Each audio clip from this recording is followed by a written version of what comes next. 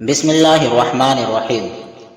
سعد نے بیان کیا ان سے ان کے دادا ابراہیم بن عبد الرحمن بن عوف رضی اللہ عنہ نے بیان کیا کہ عبد الرحمن بن عوف رضی اللہ عنہ نے کہا، جب ہم مدینہ آئے تو رسول اللہ صلی اللہ علیہ وسلم نے میرے اور سعد بن ربی انصاری کے درمیان بھائی چارہ کرا دیا۔ سعد بن ربی رضی اللہ عنہ نے کہا کہ میں انصار کے سب سے زیادہ مالدار لوگوں میں سے ہوں، اس لیے اپنا آدھا مال آپ کو دیتا ہوں، اور آپ خود دیکھ لیں میری دو بیویوں میں سے آپ کو کون زیادہ پسند ہے، میں آپ کے لیے انہیں اپنے سے الگ کر دوں گا، یعنی طلاق دے دوں گا۔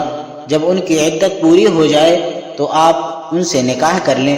بیان کیا، اس پر عبد الرحمن رضی اللہ عنہ نے فرمایا، مجھے ان کی ضرورت نہیں، کیا یہاں کوئی بازار ہے جہاں کاروبار ہوتا ہو؟ سعد رضی اللہ عنہ نے سوق کنعان کا نام بیان کیا۔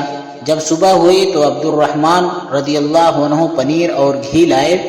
راوی نے بیان کیا، پھر وہ تجارت کے لیے بازار آنے جانے لگے۔ کچھ دنوں کے بعد ایک دن رسول اللہ صلی اللہ علیہ وسلم کی خدمت میں حاضر ہوئے تو زرد رنگ کا نشان کپڑے یا جسم پر تھا۔ رسول اللہ صلی اللہ علیہ وسلم نے دریافت فرمایا، کیا تم نے شادی کر لی ہے؟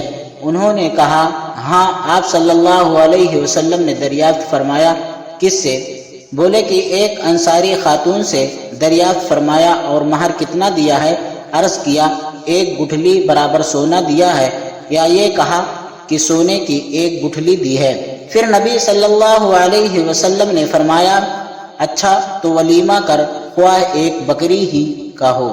صحیح بخاری، حدیث نمبر 2048۔